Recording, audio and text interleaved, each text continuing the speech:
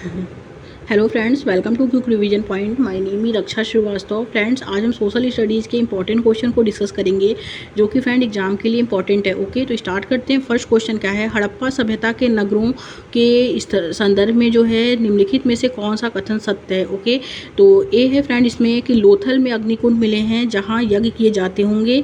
Second है कालीबंगा में जूते हुए खेतों के साक्ष्य मिले हैं। ओके, लोथल जो पड़ता है फ्रेंड वो गुजरात में पड़ता है। ओके, और यहाँ जो है वो अग्निकुंड मिले हैं जहाँ यज्ञ किए जाते होंगे। यस, ये बिल्कुल राइट है। कालीबंगा जो पड़ता है फ्रेंड वो राजस्थान में पड़ता है और वहाँ जूते हुए खेतों के साक्ष्य मिले हैं। ओके, तो ये ऐसे भी क्वेश्चन पूछता है कि जूते हुए खेतों के साक्ष्य कहाँ मिले हैं, तो कालीबंगा में मिले हैं जो राजस्थान में पड़ता है। और लोथल कहाँ है? तो लोथल जो है फ्रेंड वो गुजरात में है। ओके, तो जहाँ अग्निकुंड मिले हैं और यहाँ क्या किए जाते थे? यहाँ यज्ञ किए जाते होंगे। ओके, तो पहला और दूसरा क्या है फ्रेंड? ये राइट है। ओके, राइट आंसर जो होगा वो सी हो जाएगा। नेक्स्ट क्वेश्चन क्या है? निम्नलिखित का सुमेल करना है। स्थल और स्थान है, फिर है राज्य। ओके, भीमबेटका जो है फ्रेंड वो वो आता है पूरा पाषाण काल में आता है। ओके, जो पड़ता है मध्य प्रदेश में। ए का जो होगा 4 हो जाएगा। राजगिरी भी पूरा पाषाण काल में आता है, जो पड़ता है बिहार में। ओके, और इनाम गांव नवपाषाण काल में आता है, वो पड़ता है महाराष्ट्र में। ओके, और ब्रह्मगिरी जो आता है फ्रेंड वो भी नवपाषाण काल में आता है, वो पड़ता है कर्नाटक में। ओके, ए का जो होगा वो 4 हो जाएगा, बी का 3rd, सी का 2nd एंड डी का 1st। ओके, तो ए का 4 सी ऑप्शन में दिया है और बी का 3rd, सी का 1st एंड डी का 2nd। Right answer is C. Okay, आगे देखते हैं फ्रेंड। नेक्स्ट क्वेश्चन क्या है? निम्नलिखित में से कौन सा अल इदरीसी और उसके द्वारा बनाए गए मानचित्र के बारे में जो है कि मानचित्र के संदर्भ में सही है? ओके, अल इदरीसी कौन था? अल इदरीसी जो था एक फारसी भूगोलवेत्ता था, तो ये गलत है क्योंकि अल इदरीसी जो था वो एक अरबी भूगोलवेत्ता था। ओके, ना कि फारसी भूगोलवेत्ता था, ये गलत है।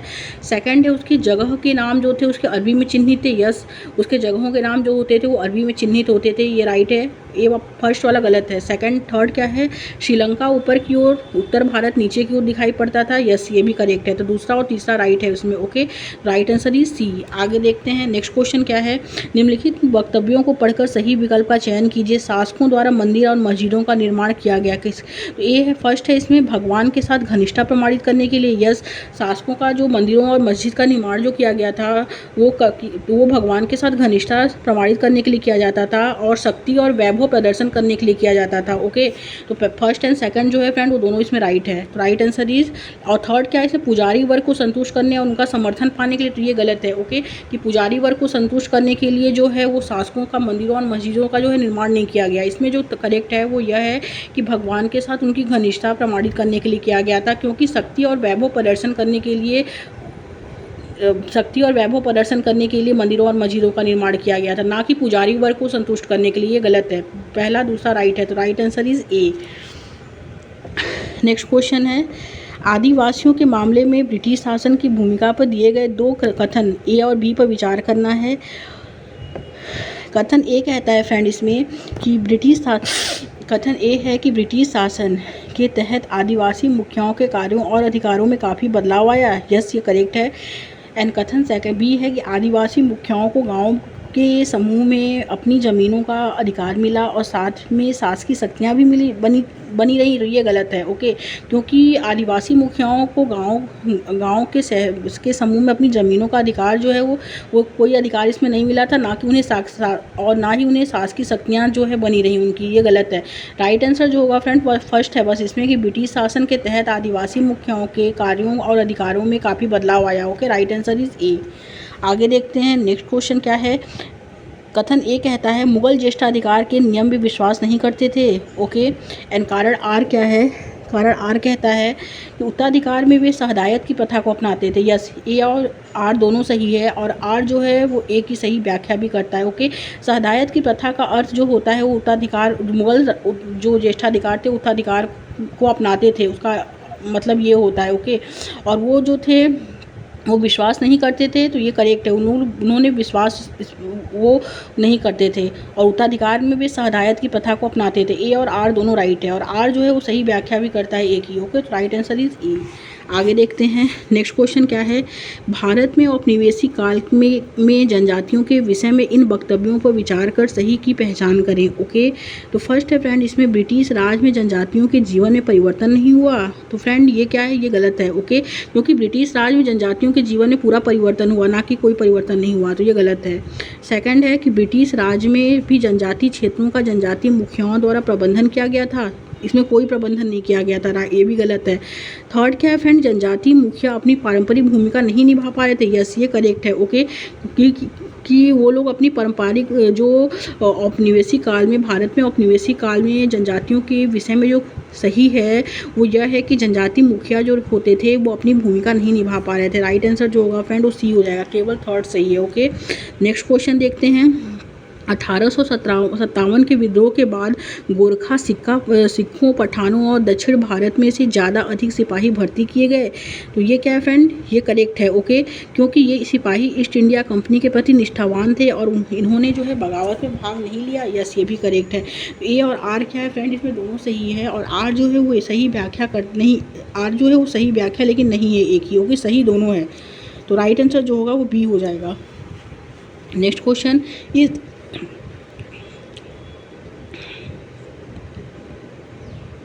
नेक्स्ट क्वेश्चन है फ्रेंड कि इस तरह की चित्र शैली में भारत को एक ऐसे अनूठे भूप्रदेश के रूप में चित्रित किया जाता था जिसकी ब्रिटिश कलाकार सेनानियों को पड़ताल करनी थी। तो ए है यथार्थपरक, बी है रूप चित्रण, सी है परिप्रेक्ष्य एंड डी है चित्रोपम। तो राइट आंसर ही डी हो जाएगा, चित्रोपम। नेक्स्ट क्वेश्चन देखते हैं फ्रेंड। नेक्स्ट क्वेश्चन क्या है, नेक्स्ट क्वेश्चन है परमहंस मंडली का गठन। परमहंस मंडली का गठन जो है फिल इन द ब्लैंक्स के उन्मूलन के लिए किया गया था। तो किसके उन्मूलन के लिए किया गया था, तो परमहंस मंडली का गठन जो है फ्रेंड वो जाति के उन्मूलन के लिए हुआ था। Okay, right answer is D. Next question देखेंगे, सी नारायण गुरु के द्वारा जाति समानता की मांग का आधार था क्या था, उनकी जातियों के निर्दिष्ट कार्यों से बाहर काम के अवसरों की मांग करने के लिए। सेकंड है यह विश्वास की सारी मानव जाति एक जाति से संबंधित हैं। ओके, एंड थर्ड है फ्रेंड की व्यक्ति के सामाजिक स्तर में वृद्धि के लिए पश्चिमी शिक्षा तथा उनका प्रावधान करने का। ओके, तो सी नारायण गुरु के द्वारा जाति समानता की मांग का जो आधार था फ्रेंड वो यह था कि यह विश्वास की सारी मानव जाति एक जाति से क्या है, संबंधित है। राइट आंसर इज केवल सेकंड हो जाएगा, बी ऑप्शन राइट हो जाएगा। आगे देखते हैं फ्रेंड, अभिकथन ए कहता है स्थायी बंदोबस्त। ओके, स्थायी बंदोबस्त में जमींदारों को किसानों से जो है लचीले रूप से लगान इकट्ठा करना होता था तथा कंपनी को स्थायी राजस्व देना होता था। यस ये करेक्ट है, क्योंकि लगान को लचीला बनाने के पीछे कंपनी की सोच जो थी यह जमींदारों को भूमि को बेहतर बनाने के लिए खर्च करने के लिए प्रोत्साहित करेगा। तो लगान को लचीला बनाने के लिए कंपनी की सोच थी कि यह जमींदारों को भूमि को बेहतर बनाने के लिए खर्च करने के लिए प्रोत्साहित करेगा। यस, तो ए और आर क्या है, इसमें दोनों राइट है और आर जो है वो ए की सही व्याख्या भी करता है। तो right answer is a. Okay, आगे देखते हैं, यदि आप एक नरमपंथी नेता होते, ओके नरमपंथी नेता होते तो ब्रिटिश शासन के विरुद्ध निम्नलिखित में से कौन सा तरीका अपनाते। तो फर्स्ट है फ्रेंड इसमें अन्यायपूर्ण शासन के विरुद्ध जनता में जागरूकता विकसित करते। यस ये करेक्ट है कि अन्यायपूर्ण शासन के विरुद्ध हम जनता में जागरूकता विकसित करते। ये सेकंड है ब्रिटिश शासन तथा वस्तुओं का बहिष्कार करते। तो बहिष्कार करना निगेटिव है, ये गलत है। ओके, थर्ड क्या है, जनता की राय को प्रभावित करने के लिए देश के विभिन्न भागों में अपने प्रतिनिधि भेजते। यस ये भी करेक्ट है, तो पहला और तीसरा राइट हो जाएगा। Okay, right answer is B. आगे देखते हैं, नेक्स्ट क्वेश्चन है महात्मा गांधी की अस्थियां प्रवाहित की गई थी, कहाँ प्रवाहित की गई थी। तो ए अहमदाबाद में, बी है इलाहाबाद में, सी है दिल्ली में एंड डी है पोरबंदर में। तो महात्मा गांधी की अस्थियां जो प्रवाहित की गई थी वो की गई थी इलाहाबाद में, इलाहाबाद संगम में। Okay, right answer is B. Next question, निम्नलिखित में से किस ग्रह को पृथ्वी का जुड़वा ग्रह माना जाता है। ओके, क्योंकि इसका आकार एवं आकृति लगभग पृथ्वी के ही समान है। तो ए है फ्रेंड मंगल ग्रह को, बी है शनि को, सी है यूरेनस को एंड डी है शुक्र को। तो पृथ्वी का जुड़वा ग्रह जो माना जाता है क्योंकि जिसका आकार एवं आकृति लगभग पृथ्वी के ही समान है तो उस शुक्र ग्रह को हम जुड़वा ग्रह मानते हैं। ओके, और जिसका आकार एवं आकृति लगभग पृथ्वी के ही समान होता है। यूरेनस को हम हरा ग्रह मानते हैं। ओके, शनि को हम ग्लेसी प्लैनेट मानते हैं, मंगल को हम लाल ग्रह मानते हैं। ओके, आगे देखते हैं। नेक्स्ट क्वेश्चन है फ्रेंड, निम्नलिखित सूची पर विचार करना है। कृष्णा, कावेरी, गोदावरी, तापी और महानदी। ओके, निम्नलिखित सूची में से कौन सा एक दूसरे से भिन्न है? तो कृष्णा, कावेरी और गोदावरी, ये तो तीनों जो मेल खा रही हैं, कृष्णा, कावेरी, गोदावरी और महानदी, ये जो है ये मेल खाती है। ओके, एक दूसरे से। और जो भिन्न है वो तापी क्या है, वो भिन्न है। Okay, right answer is D. आगे देखते हैं। नेक्स्ट क्वेश्चन है कि वे स्थान जो ग्रीन बीच के पश्चिम में है उनका समय ग्रीन बीच से आगे होगा, तथा जो स्थान पूर्व में है उनका समय पीछे होगा। तो ये गलत है। ओके, ये गलत है, क्योंकि जो स्थान ग्रीन बीच के पश्चिम में उनका समय ग्रीन बीच के आगे होगा। तो ये गलत है। ओके, क्योंकि जो स्थान पूर्व में उनका समय पीछे होगा। तो ये गलत है। और पृथ्वी क्या है, कथन ए गलत है। और कथन बी क्या कहता है, पृथ्वी पश्चिम से पूर्व की ओर जो है, पृथ्वी पश्चिम से पूर्व की ओर चक्कर लगाती है। यस, ये करेक्ट है कि पृथ्वी जो है पश्चिम से पूर्व की ओर चक्कर लगाती है। ओके, बी जो है राइट है, ए गलत है। Right answer is C. Okay, आगे देखते हैं फ्रेंड। नेक्स्ट क्वेश्चन क्या है। नेक्स्ट क्वेश्चन है फ्रेंड कि कन्याकुमारी में, कथन ए कहता है कन्याकुमारी में रात और दिन की अवधियों के बीच का अंतर जो है मुश्किल से महसूस होता है, परंतु कश्मीर में ऐसा नहीं है। ये क्या है, ये जो है फ्रेंड ये करेक्ट है। ओके, और कारण आर कहता है कि देशांतरी विस्तार रात और दिन की अवधि को प्रभावित करता है अगर हम दक्षिण से उत्तर की ओर आए। तो ये गलत है। ओके, क्योंकि कन्याकुमारी में रात और दिन की अवधियों के बीच का अंतर मुश्किल से महसूस होता था, परंतु कश्मीर में ऐसा नहीं है। तो ये करेक्ट है। लेकिन कारण आर जो कहता है फ्रेंड कि देशांतरी विस्तार रात और दिन की अवधि को प्रभावित करता है अगर हम दक्षिण से उत्तर की ओर जाएँ। तो ये क्या है, ये गलत है। ए और ए सही है, आर गलत है। Right answer is C. आगे देखते हैं। नेक्स्ट क्वेश्चन है कथन फर्स्ट, सेकंड, थर्ड में दी गई विशेषताओं में से किससे संबंधित है? तो फर्स्ट, इसका ऊपरी भाग मेज के समान होता है। ऊपरी भाग जो है मेज के समान होता है। ओके, तो इसको हम फिगर से समझते हैं। ऊपरी भाग क्या है, मेज के समान है, मतलब समतल है। ओके, और इसके सेकंड क्या है, इसका एक से अधिक किनारे होते हैं जिनके ढाल खड़े होते हैं। तो ढाल खड़े होते हैं, साइड ढाल खड़े होंगे। इसमें खनिजों की प्रचुरता होती है। तो वो क्या है, वो जो है पठार है। पठार जो होता है उसका ऊपरी भाग जो होता है वो मेज के समान समतल होता है, और साइड जो होते हैं, किनारे ढाल खड़े होते हैं। ओके, तो उसे हम पठार कहते हैं उसे, और इसमें खनिज की प्रचुरता भी पाई जाती है। ओके, तो राइट आंसर जो होगा वो बी हो जाएगा। इसे हम पठार कहते हैं, और पठार को हम येलो रंग से मानचित्र में दर्शाया गया है। ओके, आगे देखते हैं फ्रेंड, निम्नलिखित में से कौन सा कथन सही है? ए है सिट्रोल पर्णपाती वन मानसूनी वन होते हैं। ओके, तो और सेकंड है भारत के अधिकतर भागों में उष्णकटिबंधीय जो है वन पाए जाते हैं।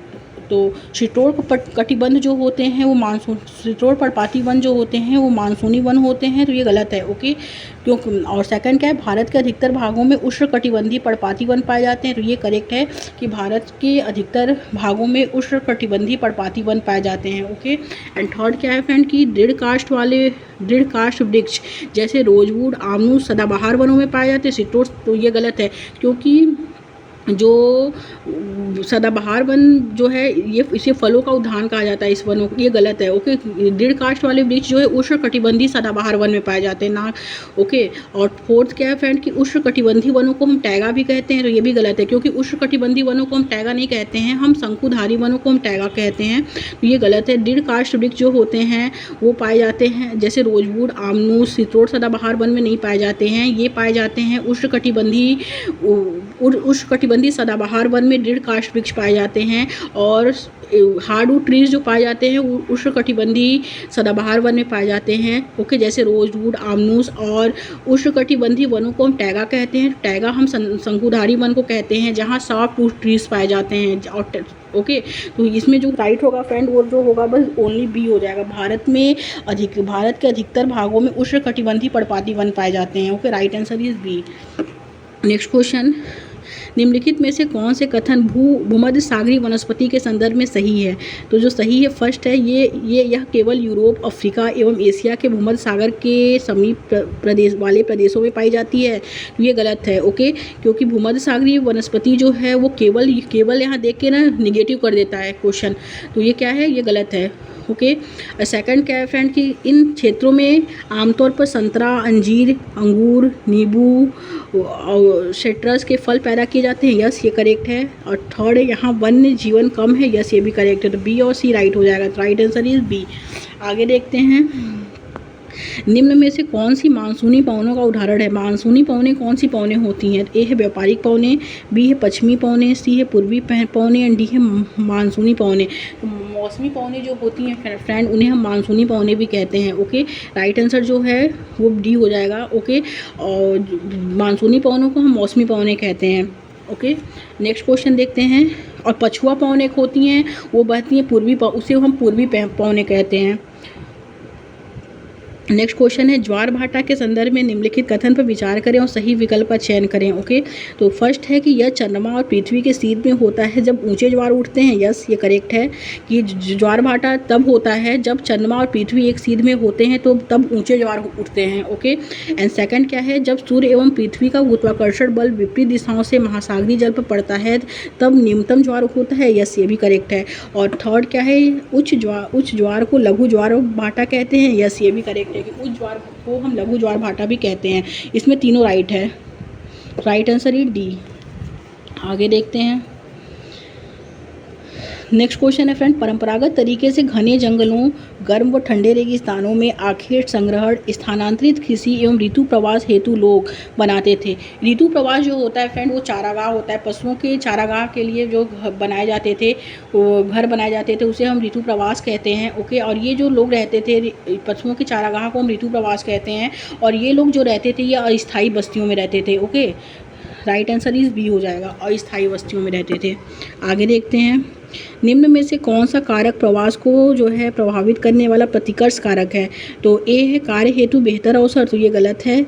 बेहतर स्वास्थ्य सुविधाएं, ये भी गलत है। थर्ड, स्वास्थ्य की खराब सुविधाएं। प्रवास को प्रभावित करने वाले प्रतिकर्ष कारक क्या है? स्वास्थ्य की खराब सुविधाएं, अच्छे शैक्षिक संस्थान की अनुपस्थिति। सी और डी राइट है। Okay, right answer is B. आगे देखते हैं फ्रेंड। नेक्स्ट क्वेश्चन क्या है, निम्नलिखित में से कौन सा आयु समूह जनसंख्या में कार्यशील आयु समूह को दर्शाता है? तो जनसंख्या में कार्यशील आयु समूह को जो दर्शाता है, ए है 15 वर्ष से कम आयु समूह, बी है 15 वर्ष से 65 वर्ष तक के बीच का आयु समूह, सी है 30 वर्ष से 60 वर्ष तक के बीच का आयु समूह, एंड डी है 33 वर्ष से 75 वर्ष तक के बीच का आयु समूह। ओके, तो वो जो दर्शाता है फ्रेंड, वो जो दर्शाता है 15 वर्ष से 65 वर्ष तक के बीच का आयु समूह को दर्शाता है। Right answer is B. आगे देखते हैं फ्रेंड, गेहूं की फसल के संदर्भ में निम्न कथनों पर विचार कीजिए तथा सही विकल्प का चयन कीजिए। ओके, गेहूं को सुनहरा रेशा भी के रूप में जाना जाता है, तो ये गलत है। सुनहरा रेशा हम गेहूं को नहीं बोलते हैं, सुनहरा रेशा हम पटसन को बोलते हैं। पटसन को सुनहरा रेशा को कपास के रूप में जाना जाता है। ओके, एंड सेकंड क्या है कि इसे वर्धन काल में मध्यम तापमान व वर्षा की आवश्यकता होती है। तो गेहूं को जो है इसमें क्या है, इसमें वर्धन काल में मध्यम तापमान तथा वह वर्षा की आवश्यकता होती है। यस, ये करेक्ट है कि गेहूं को वर्धन काल में मध्यम तापमान और वर्षा की आवश्यकता होती है और इसका विकास जो है काली मिट्टी मृदा में अच्छा होता है। ओके, और चावल जो होता है, चावल जो है वो उसको जो है उस तापमान की आवश्यकता होती है, उसको मध्यम तापमान की आवश्यकता नहीं होती है चावल को। ओके, और वो जलोढ़ मृदा में अच्छा होता है। चावल जो होता है वो जलोढ़ मृदा में अच्छा होता है और गेहूं जो है वो काली मृदा में अच्छा होता है। तो बी और सी राइट हो जाएगा। तो राइट आंसर जो होगा फ्रेंड वो हो जाएगा इसमें। और भारत में ये शीत ऋतु में उगाया जाता है, तो ये करेक्ट है कि भारत में ये शीत ऋतु में उगाया जाता है। ओके, तो इसमें बी और डी राइट हो जाएगा। तो राइट आंसर जो होगा वो डी होगा। नेक्स्ट क्वेश्चन देखते हैं। सांस्कृतिक विविधता के प्रति आदर रखते हुए इनमें से कौन सा कथन उचित है? सांस्कृतिक विविधता के प्रति, ए है अरुणाचल प्रदेश की महिलाएं मेखला सादोर पहनती हैं, तो ये गलत है। गुजरात में महिलाएं फेरन पहनती हैं, ये भी गलत है। कश्मीर में महिलाएं लंगोवनी पहनती हैं, ये भी गलत है। मणिपुर में महिलाएं फैनेक पहनती हैं। तो ओके, तो ये क्या है, ये सांस्कृतिक विविधता के प्रति आदर रखते हुए कथन उचित है। Okay, right answer is B. आगे देखते हैं। इनमें से कौन सा कथन पूर्वाग्रह को दर्शाता है? पूर्वाग्रह जो है फ्रेंड, इसमें ए है 50% से अधिक भारतीय गांव में रहते हैं। ओके, सेकंड क्या है, शहरी जीवन खर्चीला है, लोगों की कमाई का बड़ा हिस्सा किराए पर आवागमन पर खर्च होता है। एंड थर्ड है, कटाई के दिनों में गाँव के लोग 12-14 घंटे खेतों पर काम करते हैं। एंड फोर्थ है, शहरी लोगों पर विश्वास नहीं किया जा सकता क्योंकि वे चालाक और भ्रष्ट होते हैं। यस, पूर्वाग्रह को जो दर्शाएगा वो यह दर्शाएगा कि शहरी लोगों पर विश्वास नहीं किया जा सकता क्योंकि वे चालाक और भ्रष्ट होते हैं। ओके, राइट आंसर ही डी। आगे देखते हैं। निम्नलिखित में से राज्य विधानमंडल किस पर निर्णय नहीं ले सकता है? तो राज्य विधानमंडल जो है किस पे निर्णय नहीं ले सकता है, तो ए है फ्रेंड इसमें कि औरतों की सुरक्षा के लिए अधिक पुलिसकर्मी लगाने के लिए, और बी है भारतीय सेना में सैनिकों की भर्ती के लिए, सी है राज्य सरकार द्वारा संचालित विद्यालयों में अध्यापकों की भर्ती के लिए, एंड डी है विधानसभा में किसानों की भलाई के लिए विधेयक प्रस्तुत करने के लिए। ओके, तो विधानमंडल किस पर निर्णय नहीं ले सकता, तो वो है फ्रेंड भारतीय सेना में सैनिकों की भर्ती के लिए। Right answer is B. आगे देखते हैं नेक्स्ट क्वेश्चन क्या है। निम्न पर विचार करें तथा सही विकल्प का चयन करें। ओके, ए है मध्याह्न भोजन कार्यक्रम में जाति पूर्वाग्रहों को तोड़ने में सहायता की गई है। यस, ये करेक्ट है। एंड कारण आर कहता है कि विद्यालय में सभी बच्चे अपना भोजन एक साथ करते हैं। यस, ये भी करेक्ट है। तो ए और आर क्या है, दोनों राइट है, और आर जो है वो ए की सही व्याख्या करता है। Okay, right answer is a. दिहाड़ी मजदूर क्या होते हैं? दिहाड़ी मजदूर एक प्रकार का क्या है? स्थायी रोजगार है, ये गलत है। नियमित रोजगार है, ये भी गलत है। संवैधानिक रोजगार है, ये भी गलत है। दिहाड़ी मजदूर एक प्रकार का जो है अनियमित रोजगार है। Okay, right answer is D. आगे देखते हैं। सुदक्षिणा एक सरकारी फैक्ट्री में तथ्य कर्मचारी है। इनमें से कौन सा वाक्य उसकी कार्य स्थिति की विशेषता के समीप है? तो वह प्रतिमास निरंतर वेतन पाती है। ओके, तो वो, और सेकंड है तुलनात्मक रूप से तुलनात्मक रूप से उसे लंबे समय तक सेवा सुरक्षा प्राप्त है। एंड थर्ड है प्रतिदिन 8 घंटे कार्य करने के लिए 350 रुपये तथा देर तक काम करने के अतिरिक्त 50 रुपये उसे मिलते हैं। ओके, एंड फोर्थ है वह सेवा भविष्य निधि प्राप्त कर रही है। तो इसमें जो राइट है, सुदक्षिणा एक सरकारी फैक्ट्री में तटस्थ कर्मचारी है, तो वो इनमें से कौन सा वाक्य उसकी कार्य स्थिति की विशेषता बताता है? तो तटस्थ कर्मचारी जो है तो प्रतिदिन 8 घंटे कार्य करने के 350 रुपये तथा देर तक के काम करने के अतिरिक्त 50 रुपये उसे मिलते हैं। Right answer is B. Next question देखते हैं।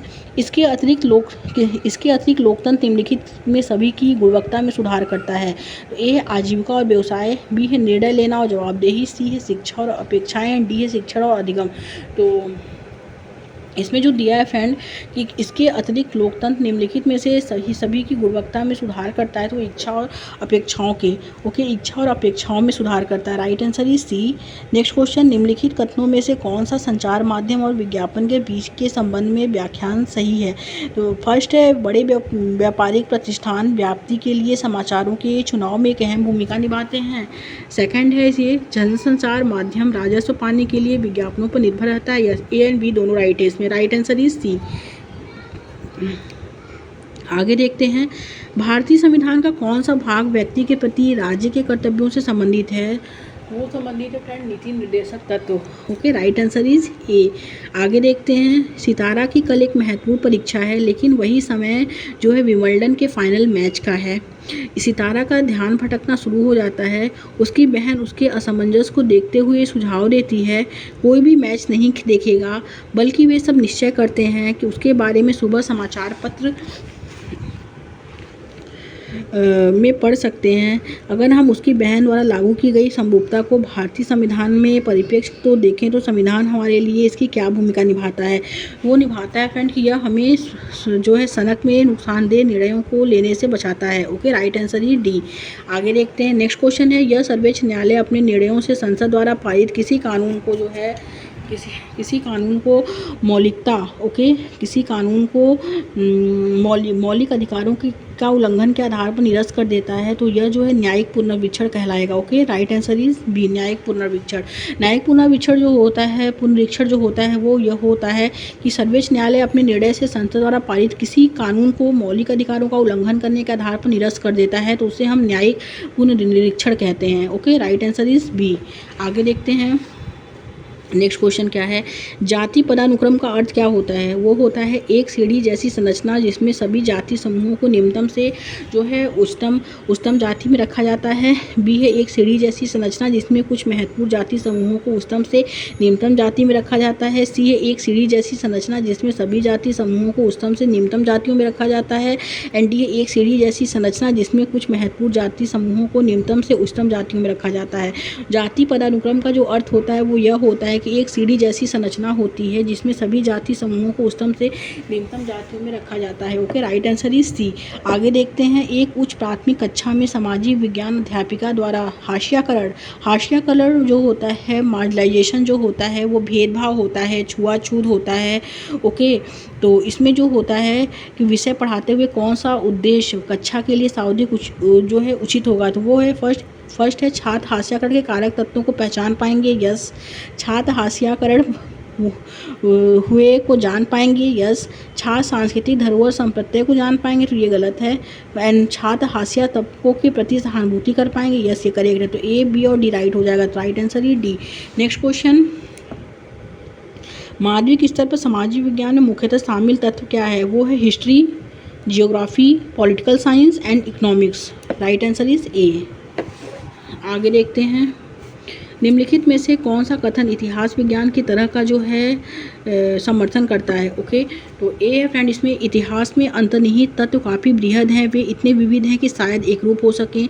बी है, ऐतिहासिक आंकड़े मानवीय सोच और कृत्यों की देन है जो निरंतर बदलती रहती है। सी है, इतिहास के तत्व बहुत ही जटिल होते हैं तथा बिरले ही परिभाषित शब्द से असली मायनों में दोहराए जाते हैं। एंड डी है, अन्य प्राकृतिक विज्ञानों की तरह इतिहास तथ्यों को स्थापित करने और अर्थ लगाने के लिए अपनी तकनीकों का जो है अनुसरण करता है। तो इतिहास विज्ञान की तरह जो समर्थन करता है वो क्या है? वो यह है इसमें कि ऐतिहासिक आंकड़े मानवीय सोच और कृत्यों की देन है जो निरंतर जो है वो बदलती रहती है। Right answer is B. Next question, एकीकृत कक्षाओं में शिक्षक को कक्षा के भाग के रूप में निम्नलिखित नहीं मिल सकता है, तो क्या नहीं मिल सकता है? वो प्ले स्टेशन उसे नहीं मिल सकता है। Right answer is D. Next question, सामाजिक विज्ञान का अध्यापक आमतौर पर अलग अलग छात्रों को अलग अलग काम देता है। यह विश्वास करता है कि ए है, यदि समान तरह का काम सबको दिया जाए तो यह छात्रों को पसंद नहीं करता है। बी है, छात्रों के बीच व्यक्तिगत भिन्नताएं पाई जाती हैं। सी है, छात्रों के बीच प्रतिस्पर्धा को प्रोत्साहित करता है। एंड डी है, इस विधि द्वारा छात्र एक दूसरे के काम की नकल नहीं कर पाएंगे। तो सामाजिक विज्ञान का अध्यापक आमतौर पर अलग अलग छात्रों को अलग अलग जो है काम देता है। एक विश्वास करता है कि छात्रों के बीच जो है व्यक्तिगत भिन्नताएं पाई जाती हैं। राइट आंसर इज बी हो जाएगा। आगे देखेंगे, कौन सी कक्षाई घटना छात्रों की गरिमा का हनन करती है? तो छात्रों की गरिमा का जो हनन करती है फ्रेंड वो यह है कि छात्र को कक्षा के में कमीज उतार कर रहने के लिए कहना, क्योंकि वह विद्यालय बिना वर्दी पहने आया था। ओके, राइट आंसर ए हो जाएगा। आगे देखते हैं, वांछित व्यवहार परिवर्तन के संदर्भ में निम्न में से किसे उल्लेखित किया जाता है? तो ए है समान लक्ष्य को, बी है समान उद्देश्य को, अनुदेशनात्मक उद्देश्य को। इसमें राइट आंसर जो होगा फ्रेंड वो सी हो जाएगा, अनुदेशनात्मक उद्देश्य को। Okay, correct answer is C. आगे देखते हैं, सामाजिक विज्ञान शिक्षण अधिगम प्रक्रिया में चर्चा पद्धति का उपयोग किया जाता है जब तो पाठ दिलचस्प हो और विद्यार्थी विषय वस्तु के प्रति रुचि एवं उत्साह प्रदर्शित करते हों, तो ये गलत है। विद्यार्थी पढ़ना न चाहते हों और उनकी रुचि बरकरार रखने हेतु ये भी गलत है। ऐसी स्थिति होती है जिसमें मतभेद की क्या होती है? गुंजाइश होती है। Okay, right answer is C. आगे देखते हैं फ्रेंड, नेक्स्ट क्वेश्चन क्या है, इनमें से कौन से कारक कक्षा की लयात्मकता को प्रभावित कर सकता है? तो ए है पानी से पीने से पानी की उपलब्धता। बी है विद्यालय विशेष के स्थान और उस माह का मौसम। सी है आवागमन के साधनों की उपलब्धता। एंड डी है फ्रेंड इसमें वार्षिक उत्सव की तैयारी। तो इसमें राइट आंसर जो होगा वो चारों हो जाएगा। ओके, आगे देखेंगे, निम्नलिखित प्रश्न समानांतर सामाजिक विज्ञान की कक्षा में प्रयोग किए जाते हैं। उन प्रश्नों का चयन कीजिए जो समालोचनात्मक चिंतन के विकास के लिए बेहतर क्षेत्र उपलब्ध कराते हैं। तो वो है फ्रेंड इसमें भारतीय संसद में प्रश्नकाल होना क्यों महत्वपूर्ण है? ओके, ए है कि भारतीय संसद में प्रश्नकाल सत्र प्रतिक्रिया देने में सम्मिलित प्रक्रिया का वर्णन करता है, तो ये गलत है। एंड बी है कि भारतीय संसद में प्रश्नकाल होना क्यों महत्वपूर्ण है। ओके, संसद का प्रथम घंटा जो स्टार्ट होता है, पहला घंटा जो स्टार्ट होता है वो प्रश्नकाल से स्टार्ट होता है, तो ये क्या, ये करेक्ट है। और सी क्या है, विधानसभा के सदस्यों की भूमिका तथा उत्तरदायित्वों का वर्णन कीजिए, तो ये गलत है। एंड डी, यदि आप विधानसभा के सदस्य होते तो ऐसे दो समूह की सूची बनाइए जो आप जो है सत्र में पूछते, तो बी और डी राइट हो जाएगा। तो राइट आंसर इज सी। आगे देखते हैं, उच्च प्राथमिक कक्षाओं में सामाजिक और राजनीतिक जीवन की कक्षा में वर्णनात्मक आख्यान द्वारा प्रोत्साहित करना है। तो फर्स्ट है इसमें आत्मनिरीक्षण, फिर है चर्चा करना, तर्क शक्ति करना गलत है, व्याख्या करना गलत है। तो सी डी गलत है, ए और बी राइट है। तो राइट आंसर इज ए। आगे देखते हैं नेक्स्ट क्वेश्चन क्या है, सामाजिक विज्ञान क्लब किसके सहयोग से चलाया जाता है। वो चलाया जाता है सामाजिक अध्ययन शिक्षक और स्कूल के छात्रों के सहयोग से चलाया जाता है। Okay, right answer is B हो जाएगा। आगे देखते हैं सामाजिक अध्ययन में इकाई विश्लेषण केंद्रित है, तो थीम आधारित संपत्तियों की बेहतर समझ पैदा करने के लिए जो है वो क्या है, वो केंद्रित है। रोचक अधिगम शिक्षक प्रक्रिया विकसित व प्रोत्साहित करने के लिए शिक्षक प्रक्रिया, ये गलत है। रोज संपूर्ण विषय वस्तु को पाठों प्रकरणों में विभाजित करने के लिए पाठों प्रकरणों निगेटिव है, गलत। एंड डी क्या, इकाई को एक बहुत विषय अस्तित्व में प्रस्तुत करने हेतु, ये भी गलत है। थीम आधारित संपत्तियों को बेहतर समझ पैदा करने के लिए। Okay, right answer is a. आगे देखते हैं सेकेंडरी स्रोतों के उदाहरणों में शामिल है, क्या शामिल है। फर्स्ट है पत्र, डायरी, फोटो, कलाकृति और साक्षात्कार। ये आते हैं प्राइमरी फैक्टर में। ओके, प्राथमिक कारक हैं। बी क्या है, मौखिक इतिहास, समाचार पत्र, जनरल, लेख, स्मरण, आत्मकथाएं, ये भी प्राथमिक कारक है। जीवन की घटनाओं एवं ऑडियो वीडियो रिकॉर्डिंग, ये भी प्राथमिक कारक है। एंड डी क्या है, पाठ्यपुस्तक, शब्दकोश, विश्वकोश, जीवनी, शोध प्रबंध, ये आते हैं, ये जो आते हैं वो सेकेंडरी स्रोत में आते हैं, यानी द्वितीय कारक में आते हैं। Okay, right answer is D. आगे देखते हैं परियोजना पद्धति किस सिद्धांत पर आधारित है, तो तत्काल शुद्धिकरण का सिद्धांत, बी है इसमें छोटे छोटे चरणों का सिद्धांत, सी है सामाजिक अनुभव का सिद्धांत, एंड डी है कृत्रिमता का सिद्धांत। तो राइट आंसर सी हो जाएगा, सामाजिक अनुभव का सिद्धांत। आगे देखते हैं निम्नलिखित में से कौन गतिशील चरण में शिक्षार्थियों को सीखने में उनकी प्रगति के प्रति जागरूक होने में मदद करता है, तो वो है निर्माणात्मक मूल्यांकन। Right answer is a. आगे देखते हैं यदि एक भावी शिक्षक निर्देशात्मक उद्देश्यों में से एक को लिखता है, छात्र सामाजिक विज्ञान के शिक्षण में आईसीटी के लाभों का मूल्यांकन करने में सक्षम होंगे। यह उद्देश्य किस में आएगा, तो ये जो आएगा फ्रेंड वो आएगा मूल्यांकन करने में आएगा। Right answer is D. आगे देखेंगे आप क्या सोचते हैं, पास पड़ोस की दुकानें कैसे सामान प्राप्त करती हैं, उदाहरण से ज्ञात करें और व्याख्या करें। तो अनुभव की तुलना करना, बी है परिस्थितियों से पता लगाना, सी है विपरीत उत्तर देना पाना, एंड डी है विभिन्न संदर्भों में अवधारणा लागू करना। तो यह प्रश्न छात्रों की विपरीत उत्तर पाना योग्यता का मूल्यांकन करता है। राइट आंसर ही सी। आगे देखते हैं उत्तरी मैदानों में बड़ी संख्या में लोग क्यों रहते हैं, तो वो यह प्रश्न छात्रों की तर्क योग्यता का मापन करता है। Okay, right answer is D. Next question, एक सामाजिक विज्ञान अध्यापिका को पुरातत्व कब्र स्थलों के विषय में अनुमान लगाते हुए निम्नलिखित जानकारी के अवसर अवश्य प्रदान करने चाहिए। क्यों प्रदान करने चाहिए, ज्ञात प्राचीनतम लोगों की सांस्कृतिक रीति रिवाजों को जानना, तो ये गलत है। ज्ञात प्राचीनतम लोगों के दफनाने के तरीकों में चयन वरीयता को जानना, ये भी गलत है। मृतक के साथ दफनाई गई वस्तुओं की सूची बनाना, ये भी गलत है। प्राचीन समाज में सामाजिक भिन्नता और स्तर की समझ क्या करना, विकसित करना। Right answer is D. Next and last question देखते हैं फ्रेंड, निम्नलिखित में से कौन सा कौशल विविधता एवं भेदभाव विषय के शिक्षण के दौरान छात्रों में विश्लेषणात्मक क्षमताओं के विकास को सूचित करता है। तो ए है विभिन्न परिस्थितियों में पूर्वाग्रह तथा भेदभाव को पहचानने में समर्थ होना, बी है यह समझाने में समर्थ होना कि कैसे परस्पर निर्भरता सामाजिक कल्याण को बढ़ावा देता है, सी है समानता को सुनिश्चित करने वाले संवैधानिक प्रावधानों को सूचीबद्ध करने में समर्थ होना, एंड पूर्वाग्रह और रूढ़िवादिता की परिभाषा देने में समर्थ होना।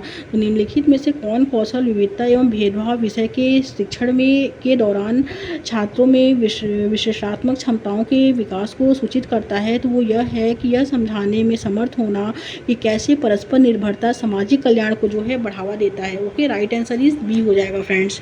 Thank you friends.